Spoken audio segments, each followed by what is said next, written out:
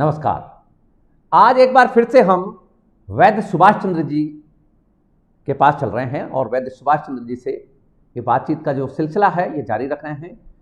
ये बातचीत वैद्य जी से हम कर रहे हैं उनके एक अनुसंधान के बारे में जो उन्होंने अपनी आयुर्वेदिक प्रैक्टिस के दौरान और एक सिद्ध संत से आशीर्वाद के रूप में लेकर फिर अपना काम उसमें और आगे बढ़ाकर पारे से जीवन रक्षक औषधि बनाई है जो मनुष्य के सामान्य नहीं असामान्य बीमारियां असाध्य रोगों में भी जबरदस्त काम करती है, ऐसा उनका दावा है। और ये भी वो बताते हैं कि कई रोगी इससे ठीक हुए हैं, जो गंभीर किस्म की बीमारियां हैं वो भी इससे ठीक होती हैं। ये पारे की जो भस्म है इसका आयुर्वेदिक महत्व भी हम जान चुके हैं वैद्य जी से, इसका पौराणिक महत्व भी हमने बातचीत की है और किस तरह से ये उनको प्रेरणा मिली कि ये विधि उन्होंने किस तरह से सीखी और ये जो करोड़ों साल पुरानी हमारी भारतीय परंपरा की, भारतीय ज्ञान परंपरा की जो ये औषधि है वो किस तरह से उनको मिली। तो पारे से भस्म बनाकर और उसको विभिन्न तरीकों से और शोधित करके, परिमार्जित करके, जारण करके जिस तरह से उन्होंने इसके ऊपर काम किया है वो जबरदस्त है, अनमोल काम किया है। और ये जो अनुभूत औषधि है आज इसके दर्शन भी हमको होंगे कि किस तरह से ये पारा भस्म के रूप में बनता है और फिर किस तरह से वो रोगियों को इसको खिलाते हैं। और हमें भी कई टेस्टिमनी मिली हैं जिसमें वैद्य जी की दवाई कारगर रही है। तो चलते हैं वैद्य जी के पास और स्वागत करते हैं उनका। और जो वैद्य जी की पुस्तक है जो कि उन्होंने ये जो प्रयोग किया है, ये सारा जितना भी सीखा है कहाँ से शास्त्रों से सारा कोट करते हुए ये जो पारद रस तंत्र विज्ञान है ये उन्होंने लिखा है। पारद रस तंत्र विज्ञान वैद्य जी का ये जबरदस्त पुस्तक है, ये पढ़नी चाहिए। और ये पुस्तक प्रकाशित की है भारत के बहुत ही प्रतिष्ठित प्रकाशन समूह ने, मोतीलाल बनारसीदास जो प्रकाशन हाउस हैं, प्रकाशन समूह है, उन्होंने प्रकाशित की है, जो कि भारत में 125 साल के आसपास से भारतीय ज्ञान परंपरा को आगे बढ़ाने का काम कर रहा है। संस्कृत की जो पुस्तकें हैं वो इंग्लिश में ट्रांसलेशन करके और विश्व के कोने कोने तक पहुंचाने का काम पिछले 125 साल में इस प्रकाशन समूह ने किया है। मोतीलाल बनारसीदास ने ये पुस्तक वैद्य जी की प्रकाशित की है। तो हम वैद्य जी का पहले स्वागत कर लेते हैं और आज उनसे जो जानेंगे, अब तक की कड़ी में हम पारद के बारे में जानते आए हैं, पारद का पौराणिक और ऐतिहासिक महत्व जानते आए हैं, आयुर्वेदिक महत्व जानते आए हैं, लेकिन आज हम उनसे उनका जो प्रयोग है वो डिटेल से समझेंगे। तो चलिए करते हैं स्वागत वैद्य जी का। स्वागत है आपका। नमस्कार वैद्य जी। आपका भी स्वागत है। नमस्कार जी। तो आज हम आपसे ये जानेंगे कि ये जो आपने पारे से भस्म बनाई है ये कैसी दिखती है और दवा के रूप में इसको किस तरह से आप देते हैं, किस तरह से इसको खाया जाता है, क्या कोई आप इसमें कोई चूर्ण बनाकर देते हैं या कोई कैप्सूल देते हैं, किस तरह से इसका प्रयोग करवाते हैं और इसका जो व्हीकल है, दवा लेने का जो वाहन है वो क्या है, वो भी आज हम दर्शकों को आपसे समझाना चाहेंगे। ये जो मैंने जो रस बनाया है ये एक हमारे यहाँ शास्त्रों में एक श्लोक है, भस्मने सुलभ जीर्णस्य लक्षायु पलेक भक्षणात्। यदि मनुष्य पारद में ताम्र का जारण करके उसकी भस्म बना लेता है, यानी वो एक जगह संयुक्त भस्म बना लेता है, तो उस भस्म के सेवन से मनुष्य लाखों वर्ष तक जी सकता है, ऐसा शास्त्र ने कहा है। तो उस प्राचीन मनुष्यों की अवधारणा को लेकर के जो मैंने रस शास्त्र में उसका गहन अध्ययन करके लिखा कि ये बीजबद्ध रस भस्म की एक सिद्धि थी। यानी पारद के जो अष्ट संस्कारों से जो आगे के संस्कार होते हैं वो बड़े दुर्लभ होते हैं, जिसमें धातु की जारण प्रक्रिया होती है पारद में, जिससे रस सिद्धि होती है। उस रस सिद्धि को लेकर के जो हमने फिर उसमें जीर्ण करके के जो रस भस्म बनाए, तो उसमें हमें सिद्ध योग रसायन मिला। हमने देखा कि उसमें जो और जो हमारी जो रस क्रियाएं थी उनमें ये अंतर मुझे हमें देखने को मिला कि उसमें अग्नि स्वतः ही प्रकट हो गई थी, जबकि गंधक जारण के लिए कूपियों में गंधक को रखना पड़ता था यंत्र के अंदर, जैसे कि बालू का यंत्र में कूपी रखी और डाट लगाई और पकाई जाती थी। लेकिन इस रासायनिक अभिक्रिया में जब पारद में बीज जारण करके पारद का बंधन करके और जब हमने अपनी रासायनिक प्रक्रिया को आगे देखा तो उसमें अग्नि स्वतः ही जलने लगी, उसको अलग से अग्नि, और जल करके वो स्वतः ही पारद का पूरा भस्म बन गया, एक ही जगह डला फूक करके पूरा बना गया, जिसे मैं आपको दिखा रहा हूँ। ये यानी फूका हुआ पारद है ये पूरा। थोड़ा ऊपर पारद करिए, तो ऊपर करिए थोड़ा।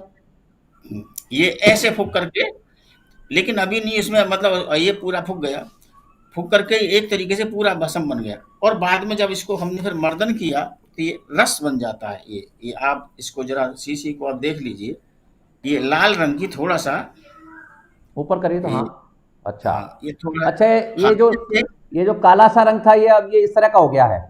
हाँ ये रस और इसमें गहरा सुर्ख भी हो जाता है। ये थोड़ा सा अग्नि का उसका फर्क होता है, इसमें भी एकदम गहरा सुर्ख भी और बिल्कुल भी सुर्ख हो जाता है। यानी इसमें कई प्रकार के फिर हमने रस भस्म बनाए क्वालिटी के हिसाब से जो, और आगे भी इसमें और भी परिष्कृत करके, और भी हो सकता है कि हम उस रस को प्राप्त कर लेंगे जो वाकई आदमी को अमर का बनाता हो। मैं मनुष्यों की किसी भी अवधारणा से को मैं मतलब उसमें विश्वास करने वाला आदमी, जो हमारे मनुष्यों ने कहा, बस ये हम अपने शोध में कहीं चूक कर जाते हैं अलग बात है, लेकिन हमारे मनुष्यों ने जो बात कही है उसमें बात उनमें कहीं ना कहीं सच्चाई अवश्य है। जब ये रस बना सिद्ध, तो मैंने ये बाद में पता पड़ा ये तो सिद्धियोग रसायन है। इसकी तो मनीषियों ने शास्त्रों में इसका उल्लेख किया है कि यदि अपने स्वतः ही प्रकट होने वाली अग्नि में अगर धातु फूकती है पारद की रासायनिक अभिक्रिया में, तो उसे शास्त्रों में सिद्धियोग रसायन कहते हैं। लेकिन उन मनीषियों ने भी यही बात कही है मध्यकाल में, ऐसा सुना है कि ऐसा होता है। और रस रत्न समुच्चयकार ने भी इस पर मतलब थोड़ा सा प्रकाश डाला है कि हाँ, सिद्धियोग रसायन जो विपुल प्रभावकारी रसायन बनता है पारद का, जिसका कोई भी स्वास्थ्य मतलब स्वास्थ्य पर कहीं भी किसी प्रकार का मतलब एक जो निरापद रसायन बनता है, निरापद मतलब किसी प्रकार का कोई भी विपरीत मतलब शरीर के खिलाफ कोई परिणाम ना जाए, यानी एक ऐसा रस बन जाए कि जो मनुष्य के शरीर में पूरी तरीके से फैल जाए, मतलब कोशिकाओं के अंतिम छोर तक चला जाए।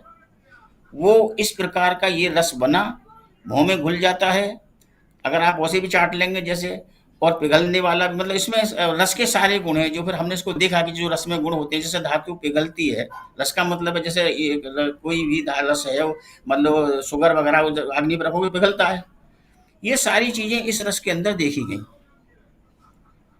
तो यानी जो रस के गुण होते हैं वो इसके अंदर आए। अब ये जो धातुएं भस्म बनती हैं, हठात भस्म बनती हैं, या ये कम, ये पिघलने वाले नहीं होते, ये तो फूंक फूंक करके पीस करके फूंक फूंक करके पीस करके इनको बार बार बार खरल करके फूके इनको इस योग्य बना जाता है कि वो जो है वो टूट जाए। लेकिन ये कंप्लीट आयनों में टूट सकती, मतलब इससे यानी जो नैनो किसी चीज के टूटना होता है धातु का, ये कंप्लीट एक आयन उन आयनों में टूट गए जो आगे नहीं टूट सकते। जैसे हमारे शरीर में आयन होते हैं, ये उन आयनों में टूट गई है। जो हमारा जो शरीर जो आयनीकरण की अवस्था होती है, जिसे हम सेल कहते हैं, रस, ये उस अवस्था में ये रस मतलब भस्म टूटी हुई है। तो ताम्र और पारद ये दोनों एक दूसरे के पूरक मतलब है, ताम्र पारद में जारण हो गया, पारद ताम्र में जारण हो गया, दोनों एक दूसरे बंद करके दोनों फूक गए, और उनके बीच में गंधक के संसर्ग से अग्नि पैदा हुई, फिर उनमें वो फिर हो करके वो एकदम वो खत्म हो गया, एक तरीके से पूरा भस्मीभूत हो गया, वो रस बन गया एक, मतलब वो ऐसा। अब क्या होता है, जो लोग रसों के नाम पर बहुत कुछ करते हैं।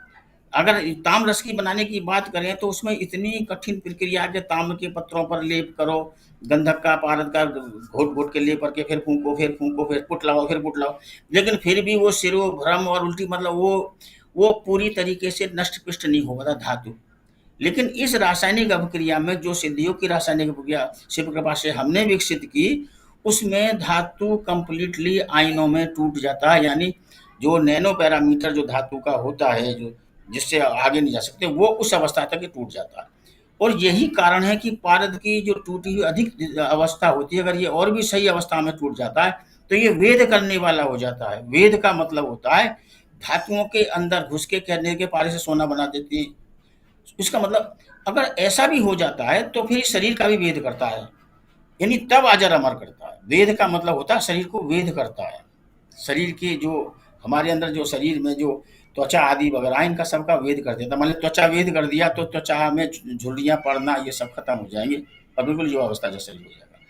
परंतु जहाँ तक मैं पहुँचा हूँ इस अपने शोध में, अभी हम केवल आरोग्यता की दृष्टि से ही इस रसायन को देख रहे हैं। अभी इसमें वेद करने वाली या अमृत वाली अभी ऐसी कोई हमें बात इसमें दिखाई नहीं पड़ रही है। हाँ, इतना जरूर अनुभव हुआ है कि रसायन का सेवन करने से किसी प्रकार का संक्रमण, रोग, मैंने जीव आयु स्थिर होती है, आयु भागती नहीं है, जैसे आदमी बहुत जल्दी बूढ़ा होता चला जाता है दिन प्रतिदिन, ऐसा कुछ नहीं है।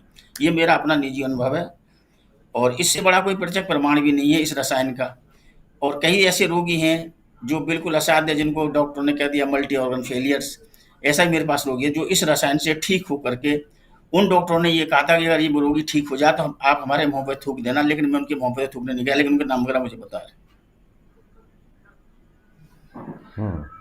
ठीक बात है। तो आपको जैसे कोई रोगी आपके पास में आता है तो आप अपना ये जो रसायन है ये हर किसी रोगी को दे देते हैं या इसके लिए पर्टिकुलर कोई रोग है उसी के लिए देते हैं?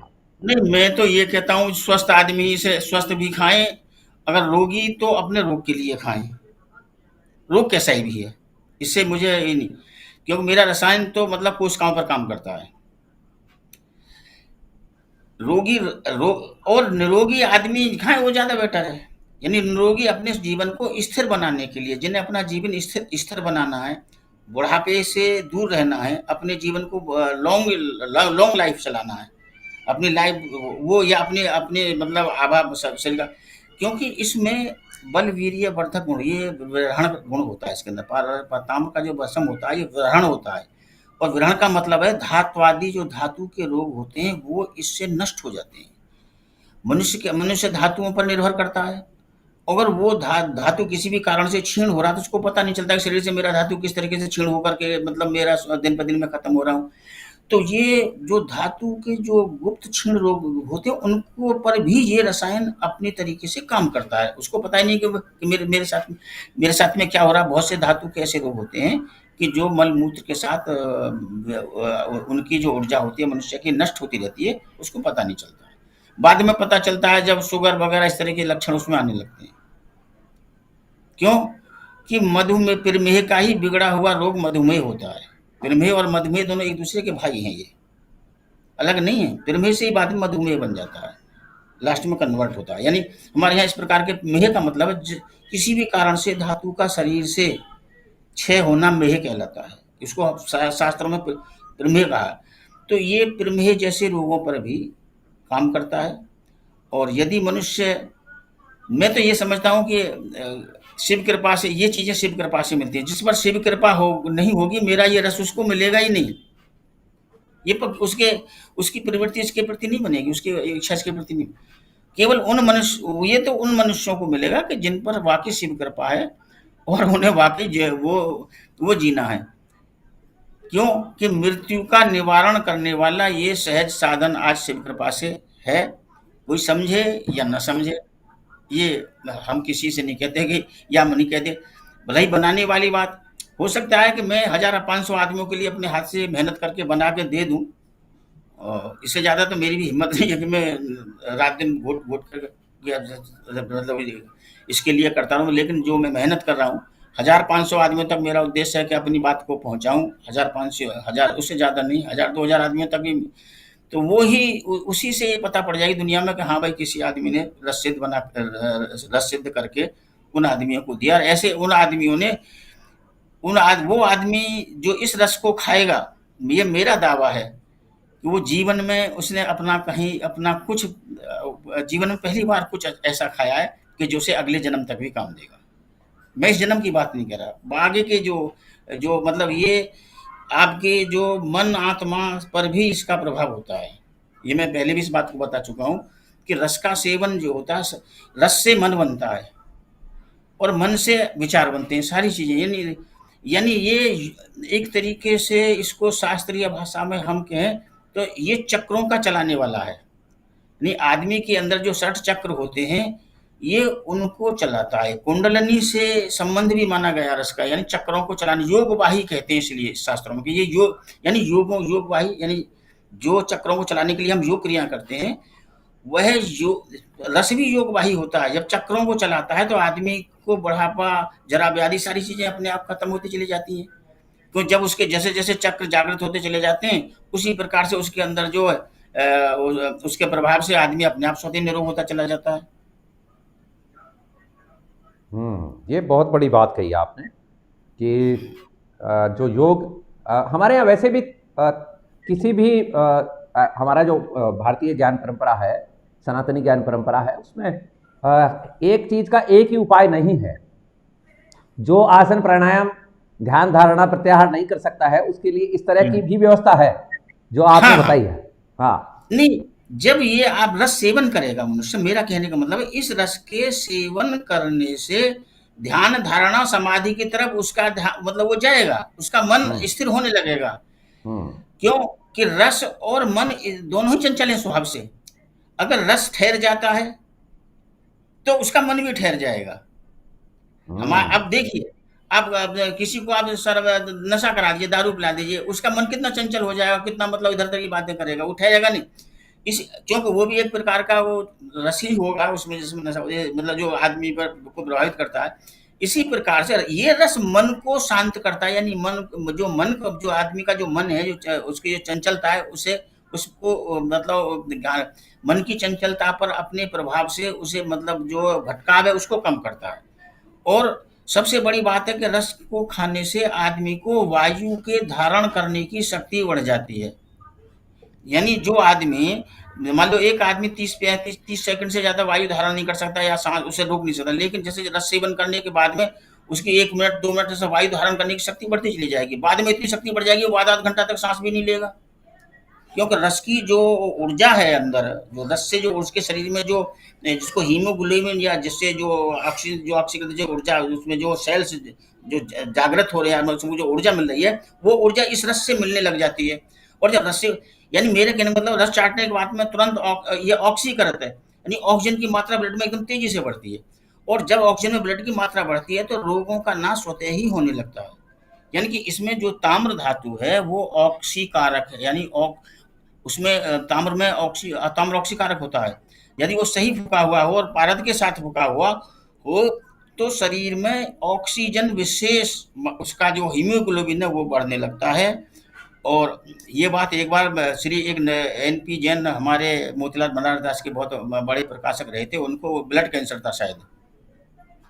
तो वो कभी कभी मैं उनको ये रस वगैरह उनको दे दिया करता था, बहुत पहले किताब छापने के पहले। तो उन्होंने एक बार मुझे पत्र में लिखा भी था कि डॉक्टरों ने ये बताया था कि आपकी जो हीमोग्लोबिन का भी लगातार गिरता रहता था, उसमें 1.5 पॉइंट की वृद्धि हो गई है, पता नहीं आपने क्या लिया। वो लेटर मेरे पास उन्होंने लिख कर दिया। यानी उसमें ऑक्सीजन की मात्रा बढ़ी और वो काफी दिन तक रहे बाद में भी, लेकिन हम किताब छापने के बाद में पता नहीं किसी बात में मैंने भी उनको रस नहीं दिया, उन्होंने वो कहने का मतलब एक तरीके से एक तरीके से वो कुछ किसी बात मन हो गया, कोई बात हो। लेकिन ये उनका पत्र आज भी मैं शायद मैं देख के बता दूंगा कि ये ऐसा नहीं है। अब तब उन्होंने मेरी किताबों को छापा, उन्होंने कहा मैं बहुत ईमानदार पब्लिशर हूँ, मैं उसी आदमी को छापता हूँ जिस आदमी में कुछ करने का दम होता है, जो अपना ज्ञान ज्ञान सिद्ध कर सकता है। मैं खामो खा की बकवास किसी की नहीं छापता। इसलिए उन्होंने देखा कि हाँ मेरी पकड़ है इस रसायन पर, और उन्होंने सारी चीजें देखने के बाद में तब उन्होंने ठीक आके बोला कि आप जो भी जैसा भी लिखोगे उसे हम छापेंगे। तो 2006 में उन्होंने, जब मैं उस समय रसायन पर मेरी ये पहली किताब छापी थी, बाद में अब तो ये बहुत रसायन पर मेरा शोध बढ़ता चला गया और आज तो ये किताब मतलब बहुत बड़ी किताब है। और मैं समझता हूँ कि इसे अगर आयुर्वेद में रस जानने, जो भी रस का जानने का इच्छुक है या रस के बारे में जानना चाहता है, यदि इस किताब को पढ़ेगा उसे बहुत बड़ी हेल्प मिलेगी शोध के लिए, उसे बहुत बहुत सारी चीज़ें जानने को मिलेंगी। पुस्तक के आखिर में मैंने लिखा भी है कि आयुष का कोई भी विद्वान इस पेशे में बात करना चाहता है तो मैं आ सकता है सामने, उसको सीधी चुनौती है रसायन के हम्म, ऊपर। ये बात मैं आगे आपके साथ करूंगा। ऐसा हम्म, नहीं है कि आयुष विभाग में मैंने अपना दावा नहीं रखा है, दावा भी रखा है बहुत सी चीजें की। और उन्होंने वो मेरे दावे की जो लास्ट में जो कॉन्फ्रेंस हुई थी जयपुर के अंदर, उसमें उसके बाद जो डिसीजन लिया था इसका वैज्ञानिक सलाहकार समूह का, उसमें फिर बाद में राष्ट्रपति को इस विषय में लिखा था कि यदि किसी का दावा ऐसे मनुष्यों के हाथ में चला जाए कि वो अल्प ज्ञान से उसकी सही समीक्षा ना कर सके तो क्या शोधकर्ता गलत है या वो उस पर निर्णय लेने वाले गलत हैं। इसके लिए एक अलग से आप मीटिंग बैठा करके डिसाइड किया जाए कि सच क्या है। लेकिन सच तो उन्होंने नहीं उसमें आगे वो बात को तो आगे नहीं बढ़ाया, लेकिन इतना जरूर कर दिया कि आपका विषय आयुष भाग CCRSS में रिकॉर्ड के अंदर रख दिया गया, यानी आपकी बातें उस पर एक अलग से प्रोग्राम करेंगे हम कि सरकार का क्या रोल है, किस तरह की बात चल रही है। लेकिन अभी आज के एपिसोड में हम ये जो आपने औषधि बनाई, इसमें आपने एक बहुत इंपॉर्टेंट बात कही कि मन भी चंचल है और रस भी चंचल है। हाँ, रस भी चंचल। तो पारा जो है वो रस है और पारा वाकई चंचल है, पारे को पकड़ना बहुत मुश्किल है। जिस तरह से मन की चंचलता को प्राण से निरोध किया जाता है, यानी प्राणिक साधन से, ऐसे ही पारद को ताम्र आदि का, स्वर्ण आदि का जारण करके, गंधक जारण करके उसको बांधा जाता है, और वो भी रस भी फिर वही काम करता है जो मन के बंधने से हो जाता है। यानी यहाँ तक कहा है कि पारद के बंधन करने से तो मनुष्य अग्नि तत्व को शरीर में बहुत ज्यादा बढ़ा करके, और उससे जो वायु तत्व बढ़ता है तो आदमी इतना हल्का हो जाता है कि जैसे आदमी पानी पर तैरता है, ऐसे ही वो आकाश में हवा में तैरने वाला होकर के आगे बढ़ने लगता है। तो कहते हैं भाई ये तो हवा में उड़ने लगा है। यानी वो रस का महत्व यहाँ तक कहा गया है शास्त्रों में, यानी खेचर गति देने वाला बताया। यानी आदमी रस बंधन से आकाश तक में मतलब उड़ करके एक स्थान से दूसरी जगह जा सकता है, से शरीर ये उसके लिए कुछ जैसे हेलीकॉप्टर। हमारे शास्त्रों में इसका खेचरी विद्या के नाम से एक योग शास्त्र में आता है, वो भी है। नहीं, मैं एक बता रहा हूँ कि रस के एक महत्व की बात बता रहा हूँ। हाँ, तो दोनों तरफ हो गया ना। एक तरफ जो आध्यात्मिक दर्शन की तरफ यात्रा करते हैं, जो गुरु परंपरा में रहकर योग साधना करते हैं, वो भी खेचरी विद्या जान जाते हैं। हाँ। और आपने जैसा कि कहा कि वो रस को बांध कर भी खेचरी विद्या प्राप्त की जा सकती है, वही बात आ रही है ना। शास्त्र दोनों तरफ चल रहा है। रस बंधन से भी खेचरी सिद्धि होती है। यानी इसको घुमाव लोगी पारद गुटका कहा गया शास्त्रों में, कि ऐसी गुटका बना लेते थे ऋषि मुनि के मुंह में रख गए।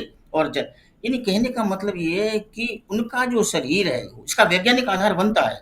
मैं आगे अपने प्रयोगों मैंने ये देखा है कि वाकई इसमें वैज्ञानिक आधार छुपा है। ऐसा नहीं है कि हमारे मनुष्य ने कोई बात निराधार कह दी है, हर बात का एक आधार है, चाहे वो भस्म का हो या उसका। हमारे मनुष्यों के पास इतना बड़ा विज्ञान था जिसकी आज हम कल्पना तक नहीं कर सकते। ये बहुत बड़ी बात है, बिल्कुल ठीक बात है। तो करेंगे, इस पर भी बात करेंगे कि राज्य सरकारों का और सरकारों का आपको कोई सहयोग रहा है तो वो भी पूछेंगे आपसे। और दूसरा ये भी जानेंगे कि इसको यदि बड़े स्तर पर करना हो तो उसके लिए क्या आपके दिमाग में योजनाएं हैं, वो भी हम बात करेंगे। और किसी कंपनी ने आपसे संपर्क किया या नहीं, उसके ऊपर भी हम नेक्स्ट एपिसोड में आपसे बातचीत करेंगे। आज का एपिसोड यहीं हम समाप्त कर रहे हैं, क्योंकि आज हमें जानना था दर्शकों के लिए कि दवा कैसी दिखती है, किन किन रोगों में काम आ सकती है और कैसे इसको लिया जा सकता है। तो वो आपने बहुत विस्तार से जानकारी दे दी है। और जिस भी दर्शक को इस बारे में और जानकारी चाहिए, वो हम डिस्क्रिप्शन में वैद्य जी के नंबर भी दे देंगे और ईमेल भी दे देंगे, तो उनसे वो संपर्क भी कर सकते हैं। तो ठीक है वैद्य जी महाराज, आभार आपका, धन्यवाद।